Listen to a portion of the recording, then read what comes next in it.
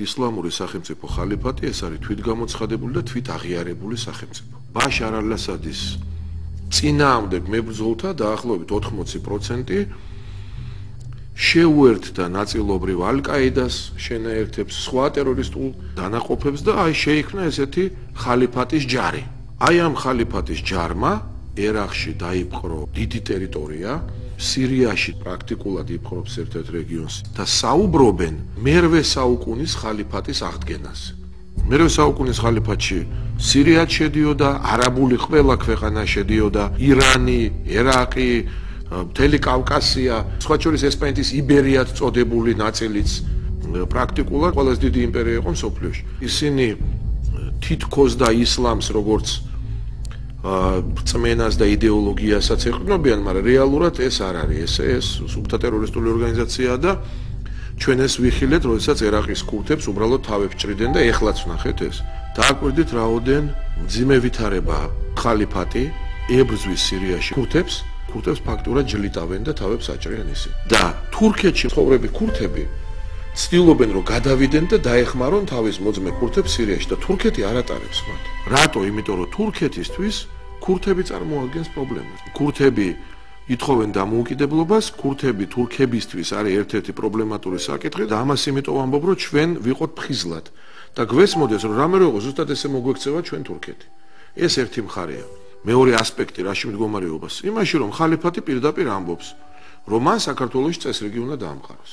სხვათა შორის დააკვირდეთ, რომ ეს განცხადება ხალიფატმა თქვა მას მერე, რაც ბატონმა ალასანიამ შემდეგ კი უკვე ევროინტეგრაციის მინისტრმა და კიდე იქ საგარეო საქმეთა მინისტრმა ყველამ ერთმა დაიწყეს ლაპარაკი, რომ ჩვენ აქ გვექნება ნატოს საწვრთნელი ბაზები და თავიდან წამოსდათ პირდაპირ, რომ ამ ბაზებში მოხდება მათ შორის იმ ხალხის მომზადება, ვინც უნდა ებრძოლოს ხალიფატს. ამის მერე ხალიფატი გამოვიდა და თქვა, რომ ისინი აქ წესრიგს დაამყარებენ და მერე აქედან შეუტევენ რუსებს. სიმართლე არის მარტივი. თურქეთი არა თავის ტერიტორიაზე, არამედ საქართველოს ტერიტორიაზე გახსნის ახალ საწვრთნელ ცენტრებს, სადაც თურქის სამხედროები გაწვრთნიან უკვე არა მარტო ქართველებს და უფრო მეტიც არა იმდენად ქართველებს, რამდენადაც სრულიად სხვადასხვა ადამიანებს, მათ შორის თურქებსაც და აქედან ძალიან ბევრი მათგანი წავა შემდეგ და რაღაცნაირად მიიღებს სამხედრო ოპერაციებში მონაწილეობას ხალიფატის წინააღმდეგ. აი ამაზე მიდის საუბარი. იმიტომ რომ ნატო და სინამდვილეში მარტო თურქეთზეა ლაპარაკი. ფაქტობრივად დღეს არის ხალიფატი და ისინი ვისი ბრალეულობითაც იგივე ვთქვათ ობამას ადმინისტრაცია.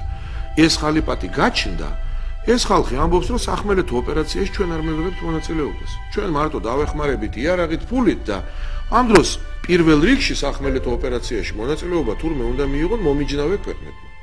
მომიჯნავე ქვეყანაა საქართველო მათ შორის. ანუ მათ გააფუჭეს და ეხლა ჩვენ უნდა ვიბრძოლოთ მათი გაფუჭებული საქმის გამოსასწორებლად? ეს საქართველოსთვის განადგურების ტოლფასია. რუსეთი რას ამბობს ამ დროს? რუსეთი თვლის, რომ ეს არის საქართველოში ნატოს ბაზების შექმნის ფარული გეგმა. აი ამას ფიქრობს რუსეთი და პირდაპირ ამბობს.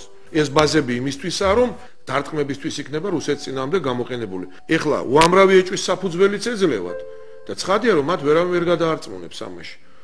ამიტომ ისინი პირდაპირ გამოვიდნენ მესამე დღეს და თქვეს, რომ ჩვენ ამას არავითარ შემთხვევაში არ დაუშვებთ. ამის შემდეგ დღეს გამოვიდნენ და თქვეს, რომ ეხლა აფხაზეთში ფაქტობრივად ეს რუსული ჯარი პრაქტიკულად თლიანად რაც შეიძლება ახლო დადგება ზუგდიდთან, ფოთთან და ასე შემდეგ. ანუ საქართველოს ორმაგი დარტყმის ქვეშ აღმოჩნდა. ერთის მხრივ აქედან ხალიფატი, ტერორისტული ორგანიზაცია, მეორე მხრივ რუსეთი და ეს ხდება რატო? იმიტომ რომ ჩვენ კვლავ ჩავებით იმ თამაში, რომელიც ჩვენი თამაში არ არის. სად არის აქ გონებრულობა? ეხლა დღეს ალასანიამ თქვა, რომ აი დეკემბერში საგარეო საქმეთა მინისტრები ნატოს ქვეყნების განიხილავენ ამ საკითხს და თებერვალში უკვე ნატო მიიღებს გადაწყვეტილებას. ჩვენ უნდა პირიქით ნატოს უთხრათ, რომ ვიმეგობროთ, გავაგრძელოთ პარტნიორობა, მაგრამ აი ამ ცენტრებზე ეხლა ამ ეტაპზე თავი შევიკავოთ. ეს ცენტრები ჩვენ დარტყმის ქვეშ გვაყენებს ხალიფატისგან და არა გვაქვს თავდაცვის ეხლა ჩვენ ძალები, დარტყმის ქვეშ გვაყენებს ისედაც უმძიმესი ვითარება გვაქვს რუსეთთან და კიდევ უფრო ახალი ესკალაცია ხდება ამისი და არ შეგვიძლია თავი დავიცვათ და გვეპარება ეჭვი რომ მიგვატოვებენ? უკრაინას ვერაფერი ვერ უშველის, ჩვენ გვიშველიან რამეს? არაფერს არ გვიშველიან ჩვენ.